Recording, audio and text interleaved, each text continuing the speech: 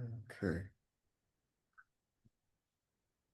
Good evening. This is Ron. It is Monday, July 28th, a little after 6 p.m.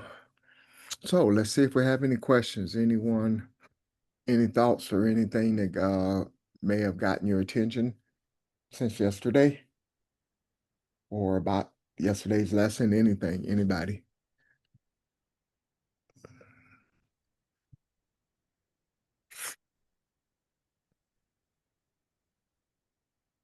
Nothing?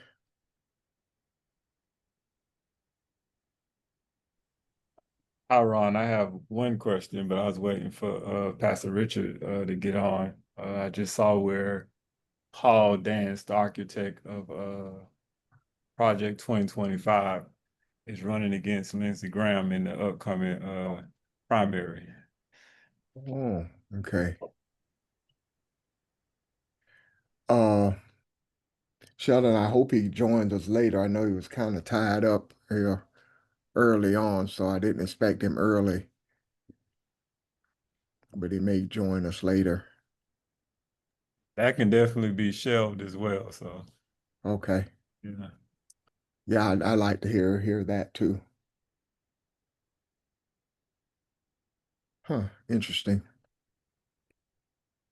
Anyone else? Any questions or comments?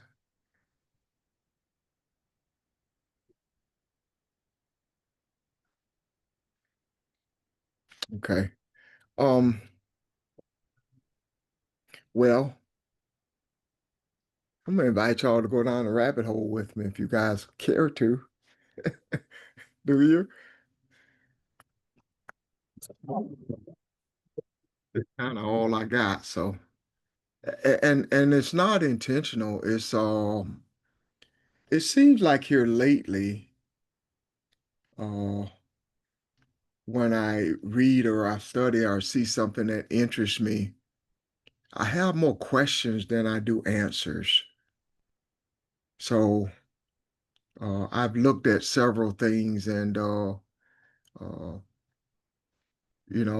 one, I was wonder about Hagar in Genesis 16 and in Genesis 30. Sarah gives Hagar to Abraham. That has to mean something, and I can't see that yet. Also, and Rachel does the same thing with her uh, handmaid. She gives her to Jacob, and I'm trying to see that. Uh, I'm looking at it from the perspective of feminine energy, but I don't know exactly what that means. So I'm looking at that as well. Uh, I was also looking at the fact that Isaac took Rebecca into his mother's tent, and that too kind of intrigues me. But that's where the rabbit hole starts. That's where the journey begins. Because something dawned on me when I look back to look at some background on that. Uh, I went all the way back to Genesis chapter 10, and I'm looking at Nimrod, and uh, I'm wondering, is that prophecy? For one thing, does the journey of Abraham even, and we know this is spiritual, right?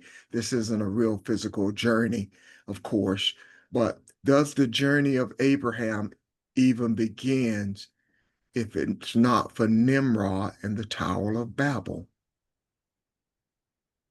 So that again is something that kind of intrigues me, but that's kind of where I wanted to start.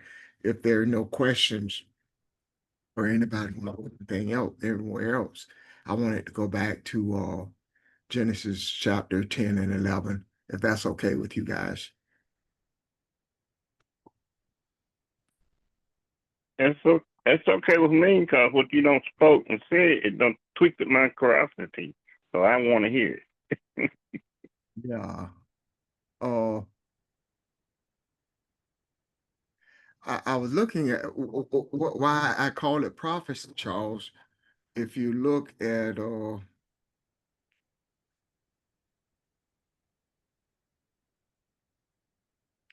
I'm gonna start reading at verse 1 on chapter 11 of Genesis for, and then I'll go back to chapter 10, okay?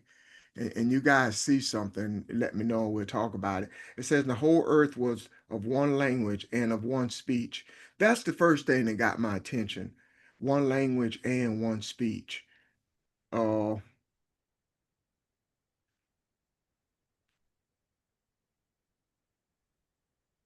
yeah.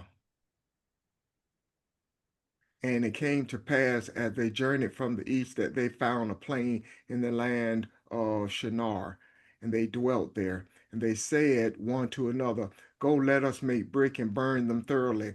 And they had brick for stone, and slime had they for mortar. And they said, go to, let us build a city and a tower, whose top may reach unto heaven. And let us make us a name, lest we be scattered abroad upon the face of the whole earth. And the Lord came down to see the city and the tower which the children of men built. And the Lord said, behold, the people is one, and they have all one language. And this they do begin to do, and now nothing will be restrained from them, which they have imagined to do. Go to, let us go down there and confound their language, that they may not understand one another's speech. So the Lord scattered them abroad from hence unto the face of all the earth, and they left off to build the city. Therefore is the name of it called Babel, because the Lord did confront their language in all the earth. And from there did the Lord scatter them abroad upon the face of all the earth. Uh, I thought about the African being scattered all over the earth, being moved across the earth, and I look at this and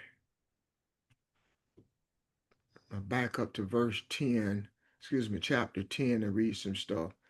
Uh, get a better look here. And you guys start me whenever you want, okay?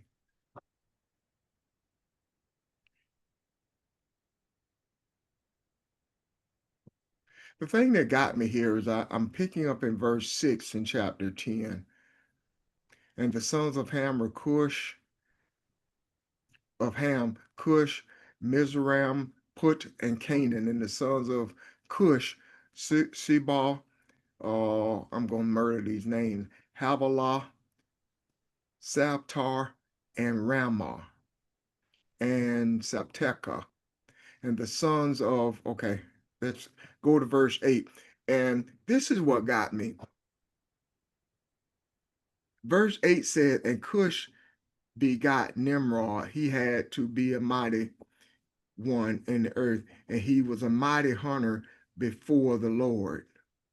Wherefore it is said, even as Nimrod, the mighty hunter before the Lord. What does that mean, before the Lord?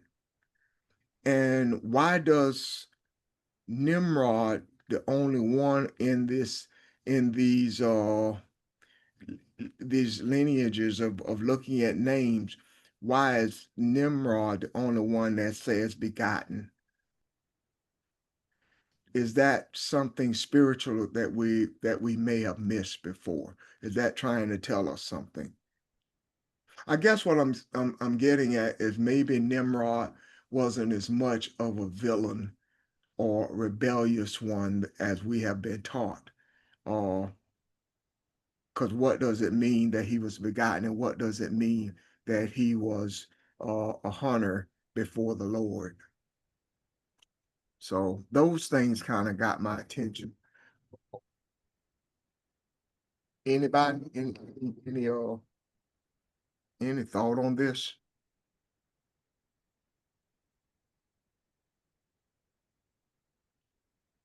Are you reading from the King James, Your Honor? Yeah.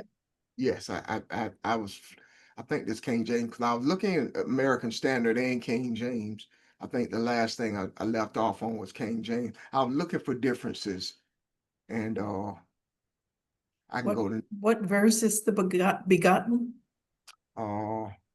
verse 8 in chapter 10. Okay, What version you have, Audrey? King James?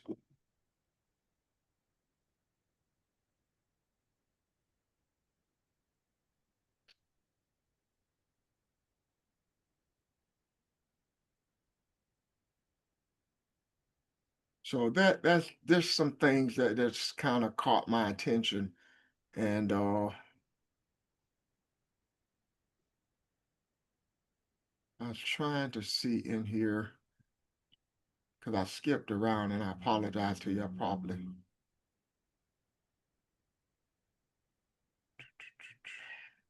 based on the RSV, begotten just means he was born.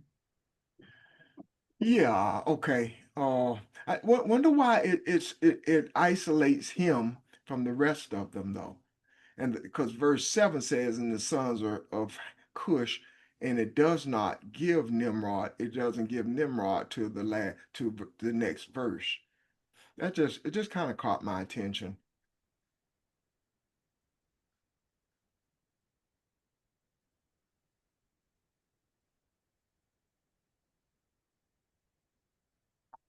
And let's see, I'm gonna say this part too. Verse 9 says the latter part said, even Nimrod, it says, and he was mighty hunter before the Lord, wherefore it is said, even as Nimrod, the mighty hunter before the Lord. And the beginning of his kingdom was Babel and Erech and Arcade. And what's that last one? Calnith. Uh, Babel, of course, means confusion. It means to confuse or to mix or to mangle. Erect talks about the length of something, being patient or long suffering. Uh, Arcade is talking about a fortress or something that is strong. So, and the other two, I could not find anything. It just said a place in Babylon. I'm just wondering, is this uh, the beginning of the African being scattered abroad, and what that looks like, maybe a hint of what that looks like or started to look like when this first happened, because this is what's taking place after the quote unquote flood.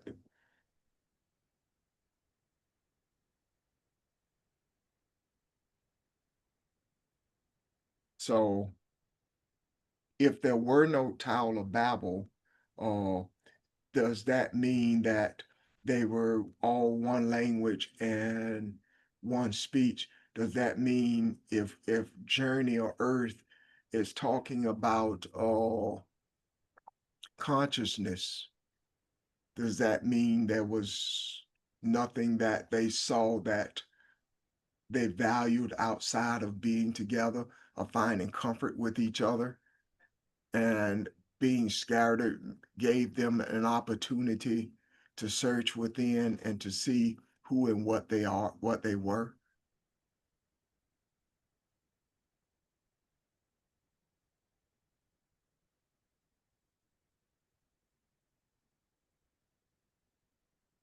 Right. Repeat that last question again, what you just said. I'm just kind of thinking out loud, Charles. I'm trying to figure out, if they were never scattered abroad as God did with the Tower of Babel, what happens? Because it seems like they were content to be together. It didn't seem like anyone was searching for anything, for any type of answers, or even recognizing that there was a God, but not necessarily paying reverence to him. So the scattering abroad gave you an opportunity to look internally at who you are and sort of begin a different journey there than to be in a crowd of people all doing the same thing and all having the same type of values. And I know I kind of feel like I'm rambling because I don't know, I don't see all of this, or don't see any of it really. Just kind of talking and I'm hoping y'all see something.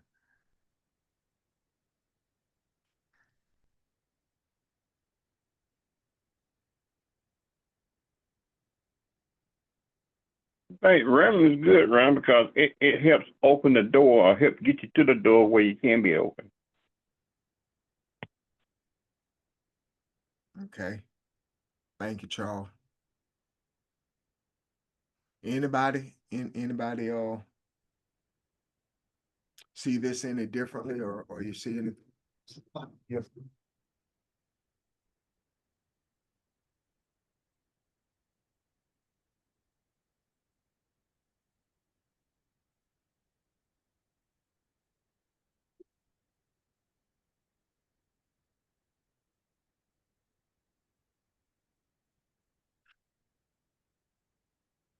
Um, I'm not sure they were scattered as opposed to just going different directions. Because I worded you. I mean, as all the sons just sort of went different directions, I guess to claim whatever land was there. But I don't know, would that mean scattering? Scatter means to disperse or to spread, to dash to pieces. So, Well, I mean, are you suggesting it as a negative thing or just no, actually, a fact of moving apart to claim land? I guess how I was seeing it is, I think we've been taught that it was negative because they were being rebellious, but I don't see the rebellion. I don't see where building the Tower of Babel was anything God had asked them not to do. But everything I tried to find on Nimrod, it all said how rebellious he was. And I don't see that. I see it as a catalyst to get you to move. It's almost like the eagle pricking the nest to get the you know the birds, her babies to fly out. And that's what I kind of see this as. You were put here for something, and you're not living up to it, and you go and establish the earth, go establish what you're supposed to be. So uh, that's what I'm kind of asking. Is this, and if you guys hear background noise, they're doing some cutting some trees here. I apologize for that. But yeah, that the African or the people of Cavalon, rather, maybe this was their going out into the earth to kind of find themselves or discover who they are or what they're supposed to be in the earth.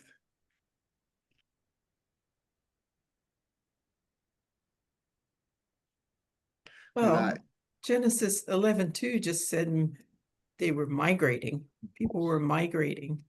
Well, according to the RSV anyway.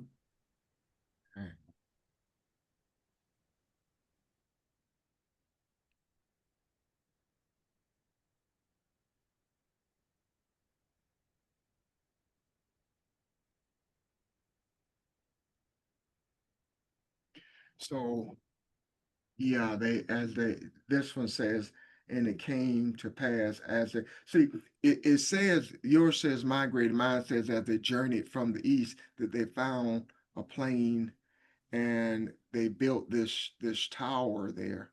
Uh, and then when God comes down is when it says they were scattered.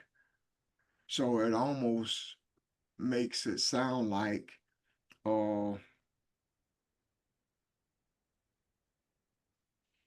the language or the speech had to be changed to make them not be attracted to each other or not want to hang together so tightly.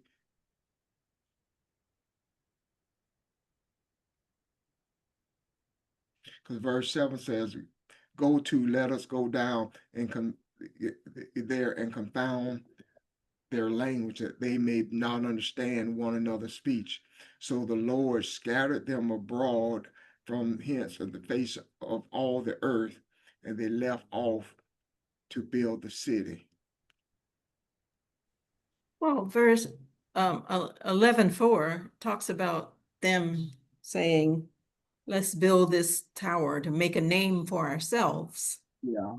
That might have been the negative motivation that caused the scattering. Because they wanted to glorify their own names. Yeah. Does that make sense? Yeah. So apart from God, uh, they wanted to build themselves up.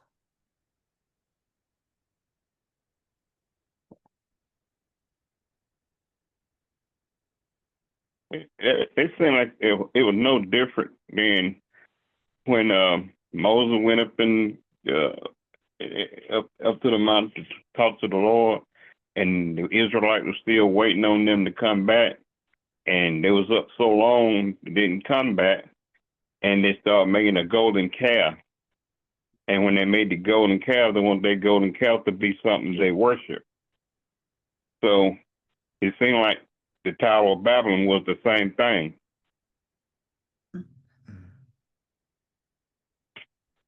Well, funny you bring that up, Charles, because I read that too, and the comparison I made was, in one they were punished, and in here they're not really being punished. And again, that was another one of my questions.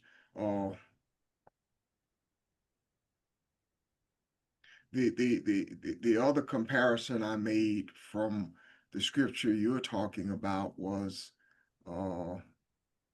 that day when Moses came down and saw what they had done. It said that about 3,000 people died, and I thought that was interesting. And I meant to look up 3,000, but it also, I just remember I had just read about the day of Pentecost, and at the day of Pentecost, it says about 3,000 people were saved that day. And I thought that, that may just be a coincidence, but that too was interesting to me. But And one thing, right? I see what you're saying, but now I could be wrong myself, like you just said. But it said when Moses came down, he did what he did, and all those people had died because he had the commandments. But when I think God came down this time, and instead of killing them or destroying them, he scattered them with their language problem. I think if you go back and read that though, Charles, in the exchange that God had with Moses, God was the first one that talked about uh, destroying them, putting them to death, and Moses kind of talked him out of it, or reasoned with him. I won't say talked him out of it or her, but that again, like I said, here lately, I see more questions and stuff than anything, and but this is something that just kind of grabbed my attention.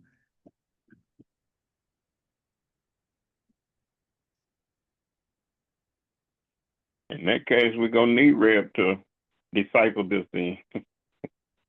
Well,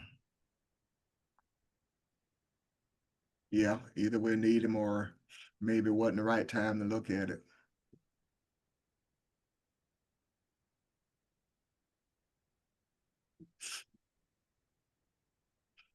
Anyone else?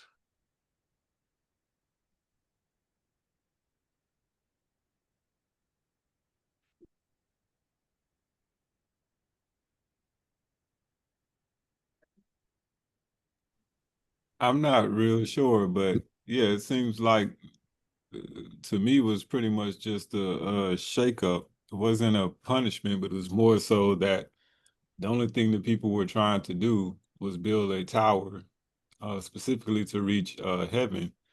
And the separating in the languages was only to prevent them from being able to do that.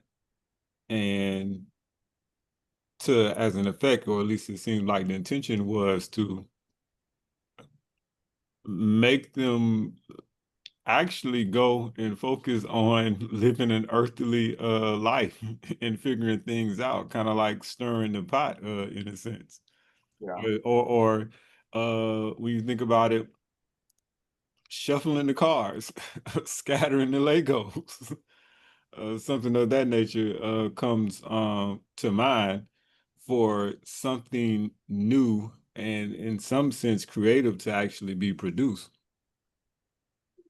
I mean, you think about the idea that we are all, every single part of creation is a part or aspect of, excuse me, the creator that is experiencing itself in different ways, but in each way for the first time. And thinking about it from that standpoint, it's necessary to scatter it and almost not quite like a simulation, but see what comes or what is created out of that. Yeah. It's like kind of like the more ways that things are scattered and interact with one another, the more multiple and infinite ways that, in a sense, love is experienced in new and different ways. You are a lot more expressive than I saw, and I agree with you. Uh, I kind of even compared it a little bit to Job, Sheldon. Uh, Job is the example of someone who has not come face to face with himself, has not come face to face with the fact that he is the creator. And when he sees that, it changes his outlook. He's not seeing anymore from from the lens of religion or what he's been taught. He sees a face to face kind of thing, and in what you're describing, what you're saying is kind of similar to me because that doesn't happen if they remain together. No, it seemed like, and I am reading into this because it doesn't go in detail, but to me, it's reading as if Laura's like, oh no, you're just trying to reproduce this thing in a sense. You're not to just reproduce this thing, and this Yeah. is what all of you are getting together to do. So I'm going to make it where it's difficult for you to do that, and you're forced to do something else. And they still have free will to do it in a sense. It's just that they don't have all the elements in place to just reproduce something in a sense. Uh, it also, if you think about it, this is what takes place after the flood and the devastation of that, the cleansing and the purging of that. Because that, looking at it from a spiritual perspective, it's almost like out of fear, we're gonna hang together, we're gonna stick together. And there's strength in numbers. So if we stick together and do this thing, we'll make a name for ourselves, and this can't happen to us again. Kind of, kind of thing. The safest place for a ship is in harbor, but the ship was never meant to stay in the harbor. Yeah, good point.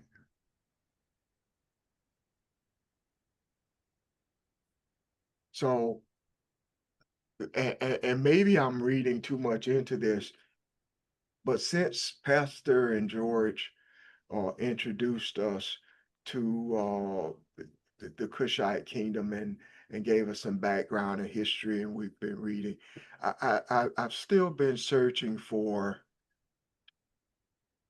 the beginning of that, what this actually looked like, and how, what happened to it, and so I think the answers are before us, just not seeing them yet.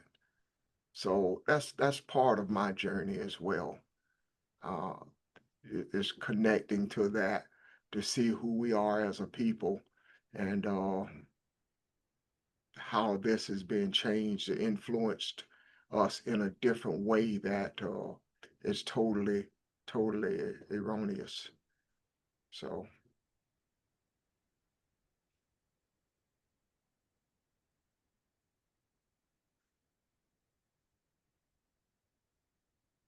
but anyway, thank you. Sorry I did not have more. It's this, I've been looking at this for a while. Just all I got right now.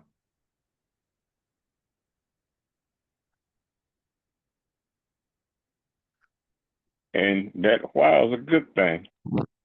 So we still reckon our mind about, what you had read. Yeah, I appreciate the discussion though. I see it a little differently and might like you say, Charles, maybe discuss it again with pastors with us. Uh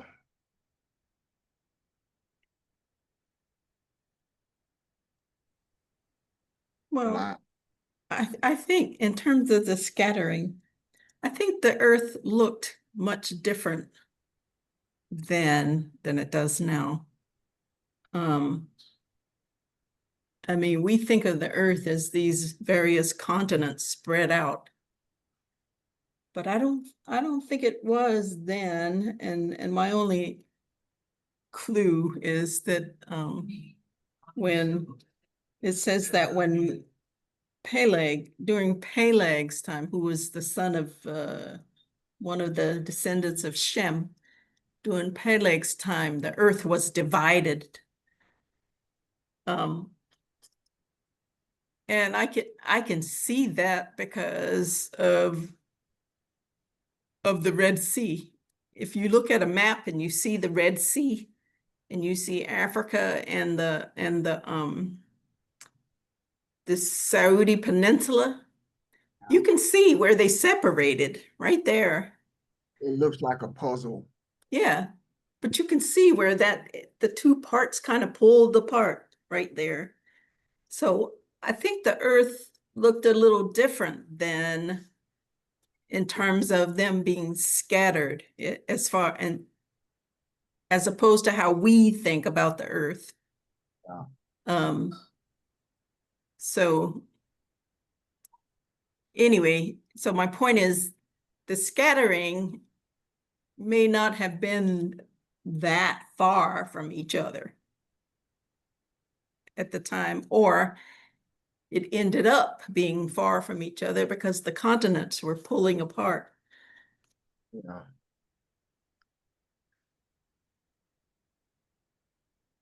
Three people are dead and three more were shot. Anyway, it's interesting. It's very interesting. People. Right. Yeah. I just kind of think this is kind of some history, spiritually, of course, that points to something to us, and I just, at some point like to pull it together.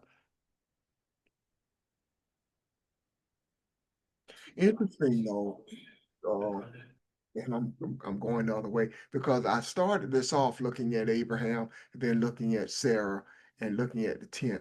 The tent, and what it was a big tent, meaning Sarah lived on one side with a divider in it, and Abraham in another. That's how they were built back then. And the tents were during these times made of some type of animal skin, some type of leather or something. So it was connected to the earth. It was it was known. It was spiritually. It is a part of nature. The tent was a part of nature, and it was part of earthly life, the mobility of earthly life, and we we uh we look at that the tent means home, it means covering, it means dwelling, it means to be conspicuous, something that you can see from a distance, to be clear, and to bring light. So the brightness of, so that's what got me into looking at him taking her into his mother's tent. You know, the light, the bringing of light. And that's, you know, that's what kind of got me down the rabbit hole. But the tent kind of fascinated me because in a spiritual way, each and every one of us are a tent. Each and every one of us are earthly vessels that are on a journey, searching for something, searching for self. And as we encounter other people, we bring comfort, or we bring solutions. At least that's hopefully what we do. So all of this is connected to me. And being nomadic is not a bad thing. Being nomadic is only means that you are constantly searching. Well, I think that's interesting what you say about the tent being natural, the tent being close to the earth, the tent being sort of a contrast to what they built, the tower. Yes. And the tower was made of stone and mortar, and it made them very proud of themselves, so to speak. Yeah. So, and I think the fourth verse is intriguing because it says that, sorry, not the fourth verse, the fifth verse. Chapter 11. Yeah, chapter 11.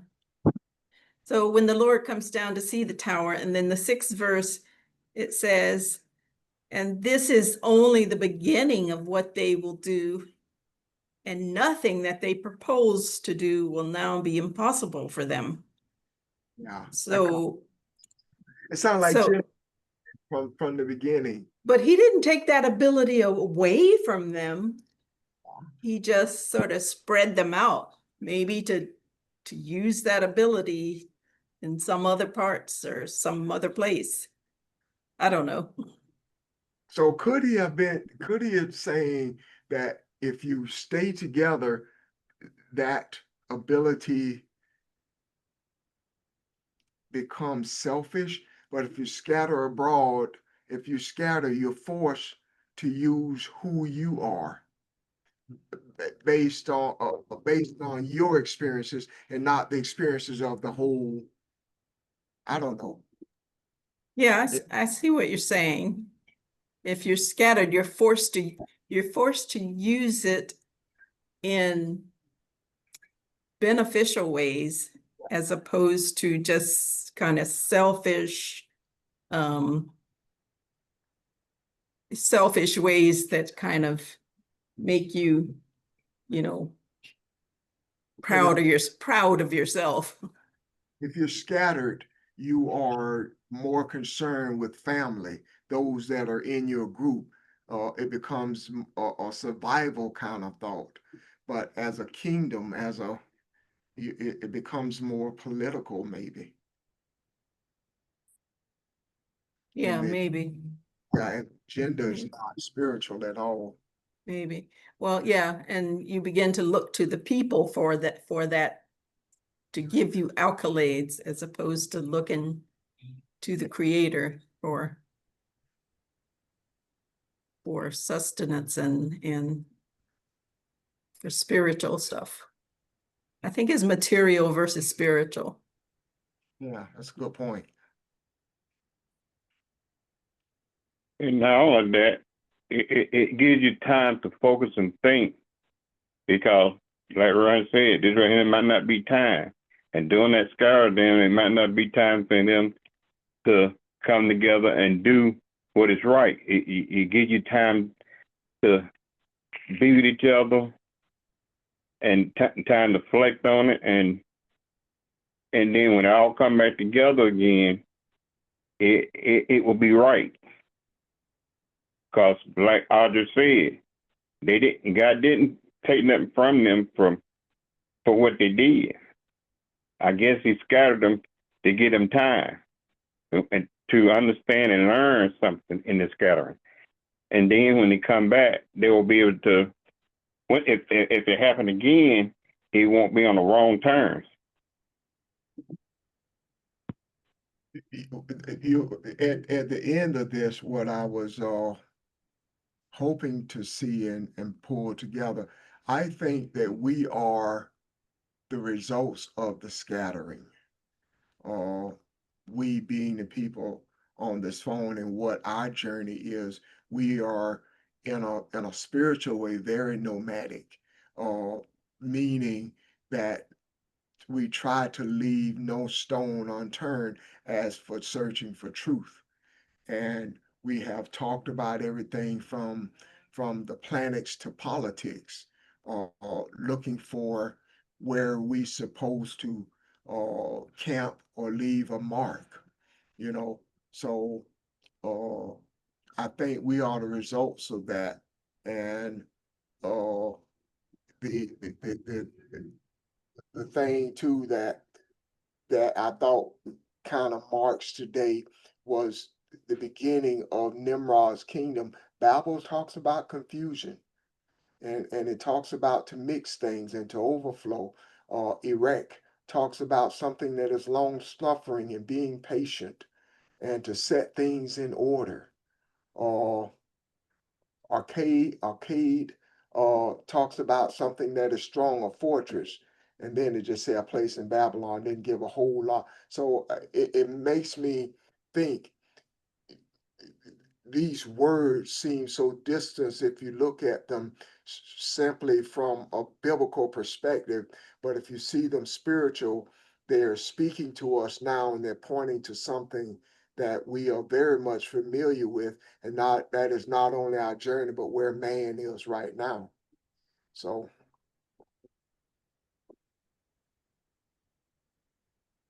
but anyway, You right, Ryan.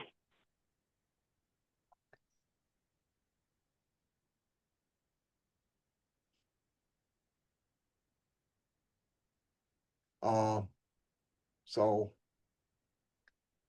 Well, hopefully, guys, yes, ma'am. I was just looking at the etymology for the word Babel. And it only became recognized to mean confused in the 1500s. The original meaning was in the Hebrew was the gate of God. Now, see, I've never heard that. I like that. Of course, I can't find my pen. The gate. Oh, Yeah, the gate of God. wow. See that sheds light on that. What about those other? What about ERECH? ERECH. It wasn't that one of his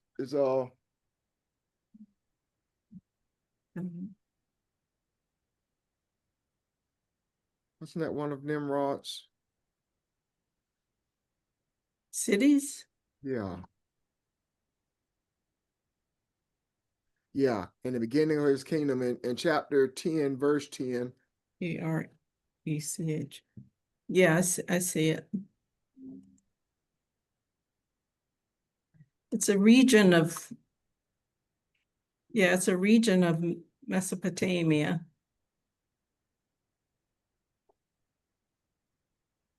Okay.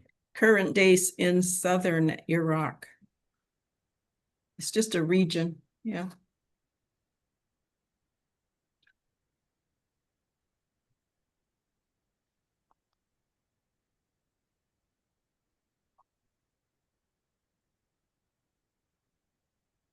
Wow. The gate of God, huh? Mm-hmm. And that's what I was saying. I think Nimrod served as a catalyst more so than a rebellious figure, you know?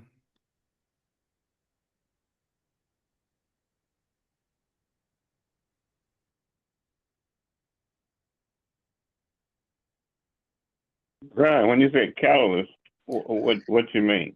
He was the beginning. He was the thing to ignite this thing, push it in motion. Uh,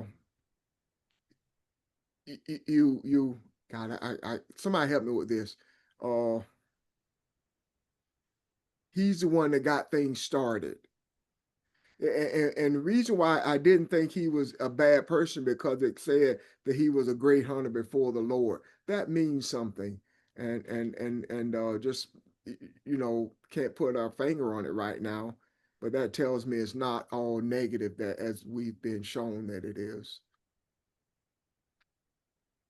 I see a little bit what you're saying. Yeah, I mean, I think the negative connotation comes with the fact that he was the son of Ham, Yeah. which Ham's descendants are supposed to be cursed or whatever. I think that's where all that comes from. I mean, according to whoever wrote the Bible.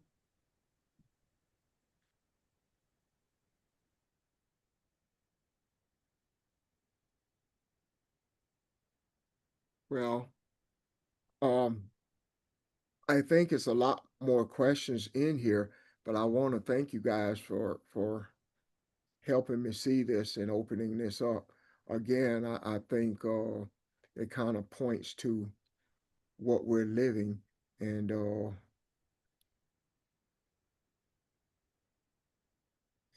even a lot of these names and cities and stuff that they set in place, I think has more meaning than we realize. But but thank you. Good discussion. Is there anyone else?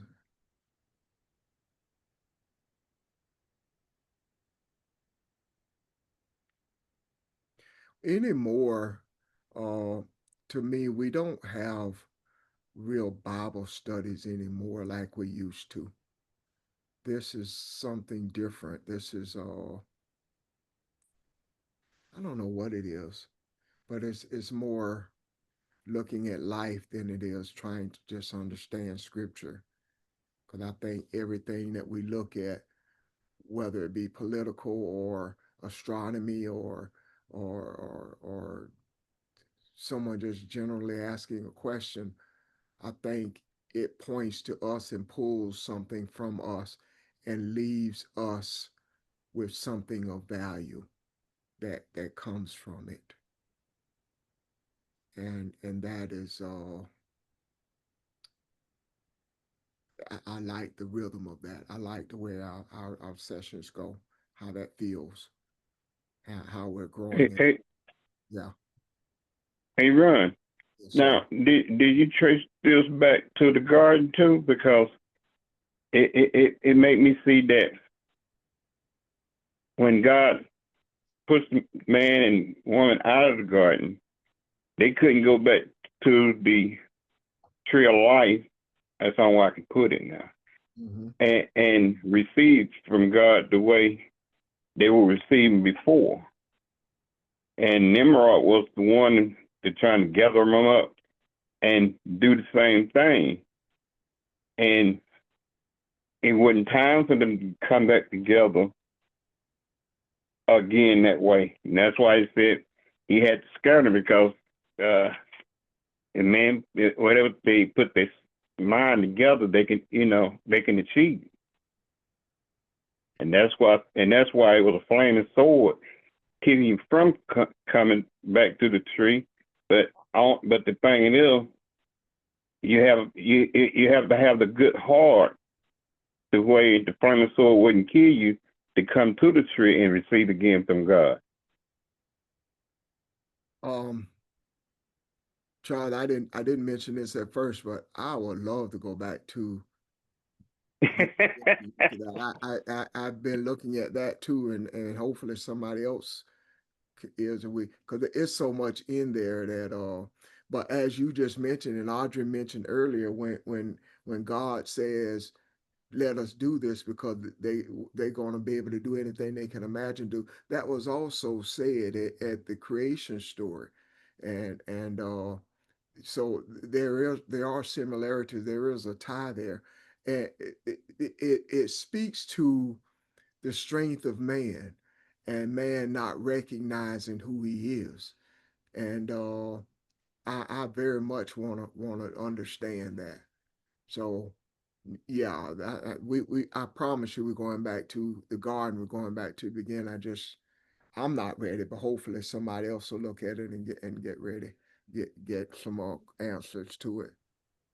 Well, yeah, because Nimrod didn't lose his abilities because Yeah, he built Nineveh, he built some other cities. you did. He built Nineveh and Rehoboth and a bunch of other ones too. And the city of Ur, which was, I guess, wait, maybe it was a rebuilding of the place where Abraham was from. Anyway,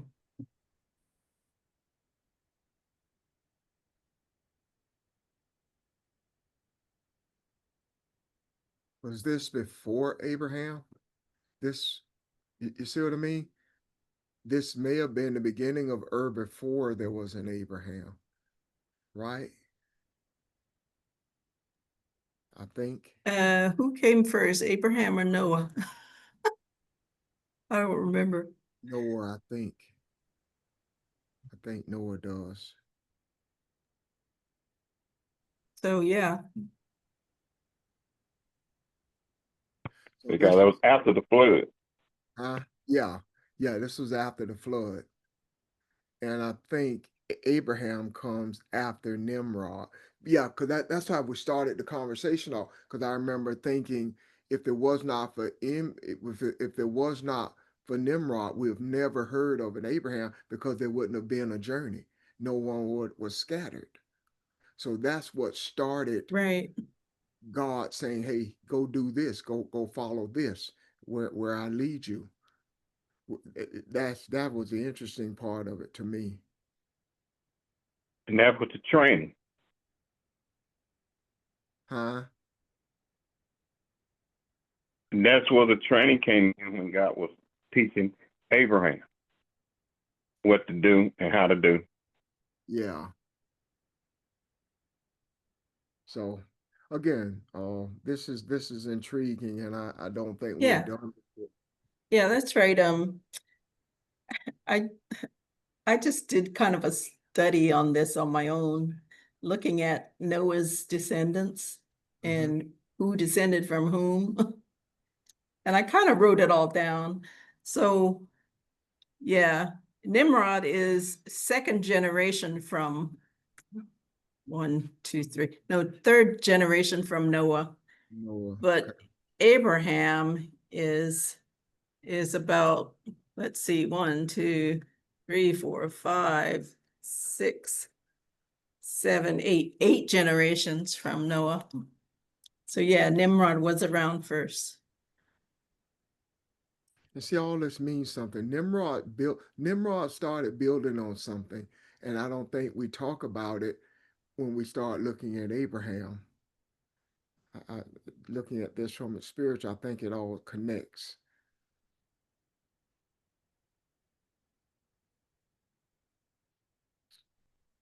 Okay.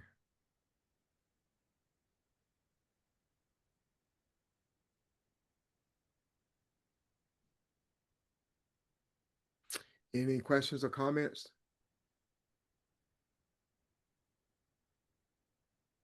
I appreciate you guys looking at this with me. I appreciate the discussion. Hope we got a thought from it. If not, we'll visit again another time. We'll jot question down. You know how things are. I'm not sure where we'll go Saturday, but in time we'll come back to this. Okay.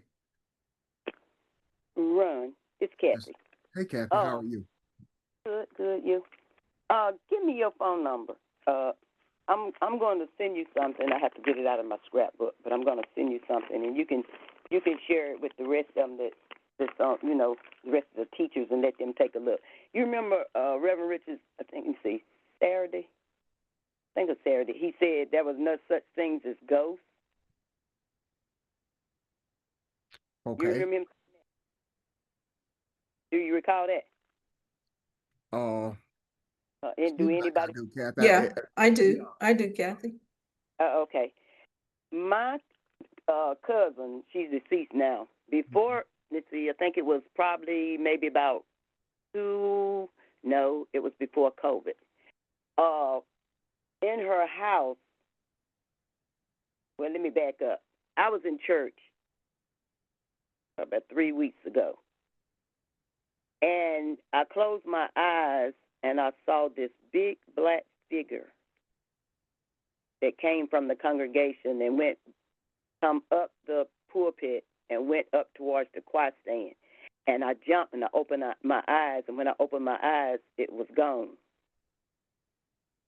And this incident with my cousin, she was sitting on her couch, and she called me. She said, "Nobody's going to believe this but you." She said, "I have to tell you what I'm sitting here looking at." And I said, "What?" And the picture is a woman. She's in something like a wedding dress, and her eyes look really strange. But the chair was like a recliner, and the figure was standing probably like maybe at the head of the chair, but it was in front of the chair where you could see the whole body. And I say, "Well, what is it doing?" She said, "It's just standing there." She said, "I kid you not." I said, "Well, take a picture." She said, "I am, and I'm going to send it to you." And she took the picture. The figure was still there. And she sent it to me, and it stayed there for a long time. And I don't remember exactly at what point she said it left, but it was there. And I saw it my own. I had it developed from my phone, so I have to get it out my scrapbook, and I'm going to send it to you. Okay. And I want you to give me your thoughts on it. Well, see, like I do, I can't remember what we were talking about. What were we talking about when he said that? Anybody remember? Pastor says some stuff sometime, and he's on a roll, he's rolling, and you feel bad about stopping him. Yeah, I think that's an excellent question to go back to, Kathy. What did he mean by that? Because he and I have discussed ghosts before.